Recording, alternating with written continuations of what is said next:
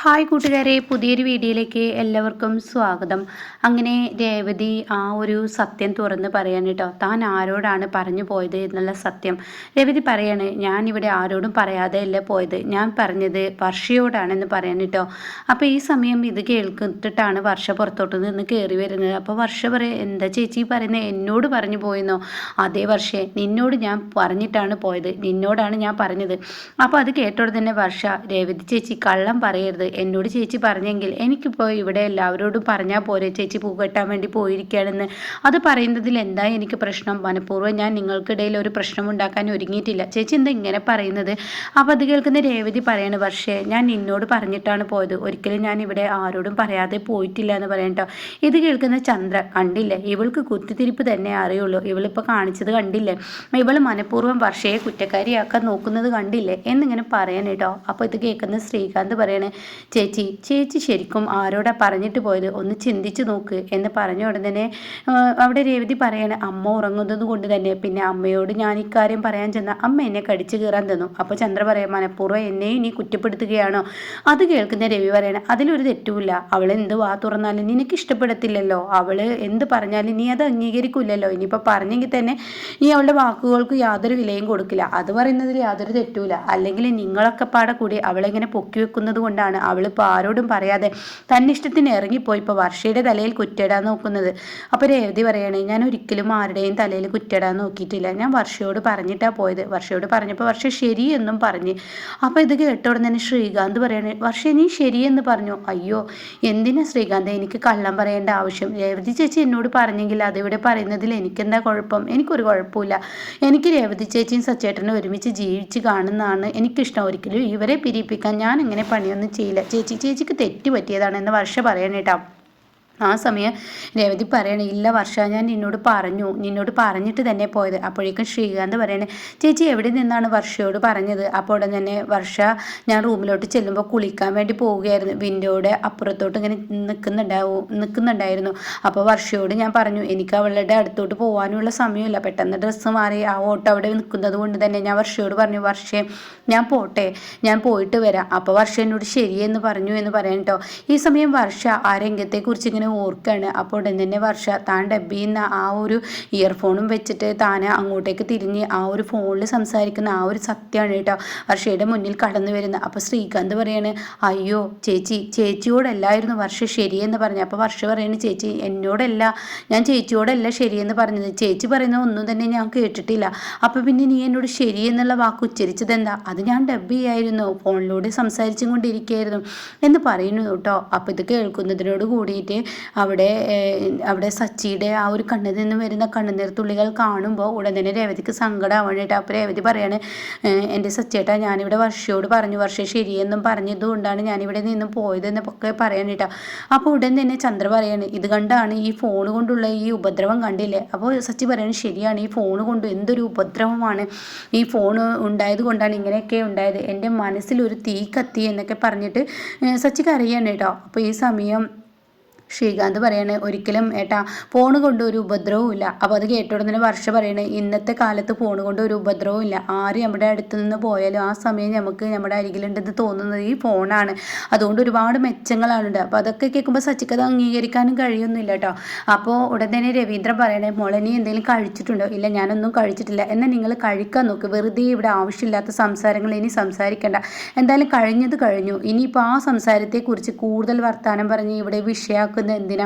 അതേ നല്ലത് സച്ചിയും കൂട്ടി നീ കഴിക്കാൻ നിൽക്ക്. പക്ഷേ സച്ചിയാണെങ്കിലോ ഒരു മരിച്ച മനസ്സ് പോലെ ഇങ്ങനെ നിൽക്കുകയാണ്, സച്ചിക്ക് അനങ്ങാനും ഒന്നും കഴിയുന്നില്ല. തൻ്റെ രേവതി ഒരു നിമിഷത്തേക്ക് ഇല്ലാതായപ്പോൾ സച്ചി ആകെ അങ്ങ് കിടുങ്ങിപ്പോയിരിക്കുകയാണ്. അങ്ങനെ സച്ചി ആകെ സങ്കടത്തോടു കൂടി സച്ചിയും നിൽക്കുന്നു കേട്ടോ. ഈ സമയം അവിടെ നിന്നും ചന്ദ്ര പോകാൻ ഒരുങ്ങാണ്. ചന്ദ്ര അങ്ങ് പോകുമ്പോൾ അമ്മ ഒന്ന് അവിടെ നിന്നേന്ന് പറഞ്ഞ് രേവതി അങ്ങ് വിളിക്കാൻ കേട്ടോ. ഈ സമയം, എന്താടി, എന്തിനാ നീ എന്നെ വിളിച്ചത്? അതെ, അമ്മ എപ്പോഴും എന്നോട് പറയാറില്ലേ സച്ചിയേട്ടന് യാതൊരുവിധ സ്നേഹവും എന്നോടില്ലെന്ന്, ഇപ്പോൾ എൻ്റെ സച്ചേട്ടൻ ഒരു നിമിഷത്തേക്ക് എന്നെ കാണാതായപ്പോൾ ഇപ്പം കണ്ടില്ലേ എന്നോടുള്ള സ്നേഹമെന്ന് ചന്ദ്രയുടെ മുഖത്തടിച്ച് പറയുമ്പോൾ ചന്ദ്രക്ക് അതിന് ഉത്തരമില്ല കേട്ടോ.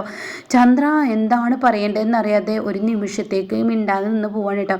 എന്നിട്ട് രേവതി ചന്ദ്രയോട് പറയണം, ഇനി മേലാൽ ഇങ്ങനെയുള്ള വാക്കുകൾ പറഞ്ഞാൽ ഞാൻ അമ്മായിമ്മയാണെന്ന് കരുതിയിട്ട് അത് കേട്ട് നിന്നെന്ന് വരില്ല, അതിന് തിരിച്ചടിയായി ശരിക്കും ഞാൻ എന്തെങ്കിലും തന്നിരിക്കും എന്ന് പറയണം കേട്ടോ. ഇത് കേൾക്കുന്ന സച്ചി ഒന്നും മിണ്ടുന്നില്ല. അപ്പോഴാണ് സച്ചിക്ക് ഇങ്ങനെ രേവതിയുടെ അമ്മയുടെ ഫോൺ വരുന്നത്. അപ്പോൾ ഉടനെ തന്നെ ഫോൺ എടുക്കണം. ആ അമ്മ എന്തായി, എൻ്റെ മോളെ കിട്ടിയോ? ആ കിട്ടി, അവളിവിടെ ഉണ്ട്, അവൾ പൂക്കെട്ടാൻ വേണ്ടി പോയിരിക്കുകയായിരുന്നു എന്നൊക്കെയുള്ള പറയാൻ കേട്ടോ.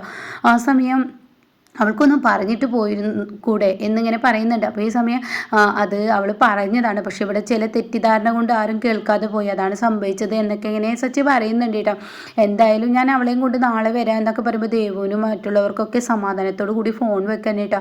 ഈ സമയം ചന്ദ്ര ദേഷ്യം പിടിച്ച് ഓരോരുത്തർ ഓരോന്നങ്ങ് കള്ളങ്ങൾ പറഞ്ഞോളും. പൂക്കെട്ടാനെന്ന് പറഞ്ഞ് ഈ വീട്ടിൽ നിന്ന് ഇറങ്ങിപ്പോയിട്ട് മനഃപൂർവ്വം എന്നെ തോൽപ്പിക്കാൻ വേണ്ടി ഇവിടെ ഇങ്ങനെ ഒരു നാടകം കളിച്ചതല്ലേ നീ എന്ന് പറയുന്നു കേട്ടോ. അപ്പോൾ ഈ സമയം രവി പറയണേ, ഞാൻ പൂക്കെട്ടാൻ തന്നെ പോയത്, എനിക്ക് പൂക്കെട്ടുന്നത് വലിയ ഇഷ്ടമാണ്. ഒരു പൂക്കെട്ടിയെ കൊണ്ടുവരുന്നത് കോടാനുകോടി ഷേരന്മാരുടെ പോലത്തെ സമ്പാദ്യം മുഴുവൻ ഒരു കൊട്ടയിലാക്കി കൊണ്ടുവരുന്ന എന്ന ലെവലിലാണ് ഇതിൻ്റെ സംസാരം. ഒരു 1-2 രൂപ കിട്ടും. അപ്പോൾ രവി പറയണം, എന്ത് കിട്ടിയാലും അവനവൻ സമ്പാദിച്ചു. അപ്പോഴേക്കും അവിടെ രവീന്ദ്രൻ ഇടപെടണം കേട്ടോ. എൻ്റെ ചന്ദ്രനി അത് പറയുന്നത് തെറ്റാണ്.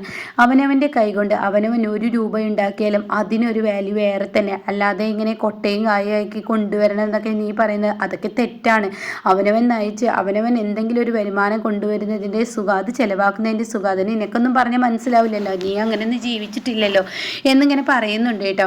ഈ സമയം ശ്രീകാന്തിന് ദേഷ്യം പിടിക്കാണ്. അപ്പോൾ ശ്രീകാന്ത് ഇങ്ങനെ പറയുന്നുണ്ട്, എന്തായാലും ഈ വല്ലാത്തൊരു കഷ്ടമാണ്, എല്ലാവരുടെയും ഉറക്കാണ് കിടത്തി കളഞ്ഞത്, മനുഷ്യനെ ഉറങ്ങാൻ സമ്മതിച്ചില്ല എന്നൊക്കെ ഇങ്ങനെ പറയാനേട്ടോ. അപ്പോൾ ഉടൻ തന്നെ സച്ചി പറയാണ്, എടാ ഞാൻ ഇവളെ തെരഞ്ഞു പോകുമ്പോൾ നിന്നെ ഞാനൊന്ന് വിളിച്ചപ്പോൾ നീ എൻ്റെ കൂടെ വന്നോടാ, നിനക്കൊരാവശ്യം വന്നപ്പോൾ നിൻ്റെ ഏത് കാര്യത്തിനും ഞാൻ പിറകെ ഓടുന്നതല്ലേ, എന്നിട്ട് നീ എൻ്റെ കൂടെ വന്നോ എന്നൊക്കെ ചോദിക്കാനായിട്ട്. ആ സമയം ഉടൻ തന്നെ ഇത് കേട്ട ഉടൻ തന്നെ ചന്ദ്ര പറയാണ്, അല്ല സച്ചിയോട് തിരിച്ച് മറുപടി പറയാൻ ഒരുങ്ങാണ് ശ്രുതി. അപ്പോൾ അപ്പോഴേക്കും ശ്രുതിയേട്ട വെറുതെ ആവശ്യമില്ലാതെ എല്ലാവരോട് സംസാരിച്ച് നിൽക്കുന്നതിൽ നല്ല റൂമിൽ വന്ന് കിടന്നേ എന്ന് പറയുന്നുണ്ട് കേട്ടോ. അങ്ങനെ അവിടെ നിന്ന് വിളിച്ചു കൊണ്ടുപോവാണ്.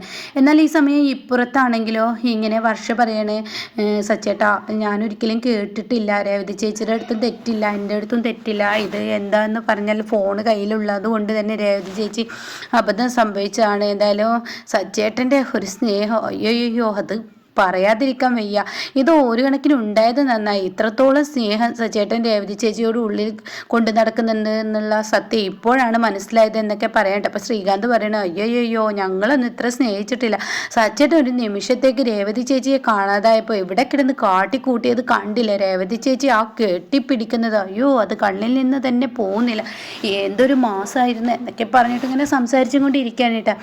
അപ്പോൾ രേവതി ഇങ്ങനെ നിറകണ്ണുകളോട് കൂടി സച്ചിയുടെ അടുത്തോട്ട് വരെ, സച്ചിയുടെ ഭക്ഷണം കഴിക്കാൻ എന്നൊക്കെ പറയുമ്പോൾ രേവതിയോട് സച്ചി ഇങ്ങനെ എന്തിനാ രേവതി എന്ന് പറയുമ്പോൾ ഇതൊക്കെ കഴിഞ്ഞില്ല ഇനി വാ, എന്തായാലും എൻ്റെ സച്ചേട്ടൻ ഇത്രത്തോളം സങ്കടപ്പെടുന്നത് ഞാൻ മനസ്സിലൊരിക്കലും വിചാരിച്ചില്ല, ഞാൻ പറഞ്ഞിട്ട് തന്നെയാണ് പോയത്, പക്ഷെ ഇത്രത്തോളം പേടിക്കണം, പിന്നെ ഈ അർദ്ധരാത്രി എന്നൊക്കെ പറഞ്ഞിട്ട് പിന്നീട് അവർ സംസാരം ഉണ്ടാവും. അങ്ങനെ അവർ ഭക്ഷണം കഴിക്കാനൊക്കെ പോവാണ് കേട്ടോ. അപ്പോൾ അടുത്ത എപ്പിസോഡ് ഇങ്ങനെയൊക്കെയാണ് വരാനിരിക്കുന്നത് കേട്ടോ. അപ്പോൾ ചന്ദ്രമതിയുടെ മുഖത്തടിച്ച് രേവതി പറയണം, ഇനി എൻ്റെ നേർക്ക് സച്ചേട്ടനും ഞാനും തമ്മിൽ സ്നേഹമില്ല എന്നുള്ള വാക്ക് ഇനി പറഞ്ഞു കഴിഞ്ഞാൽ ശരിക്കും നിങ്ങൾക്ക് തിരിച്ചടി കിട്ടുമെന്ന് പറയുന്ന ആ കിടുക്ക രംഗൊക്കെയാണ് കേട്ടോ നാളെ വരുന്നത്.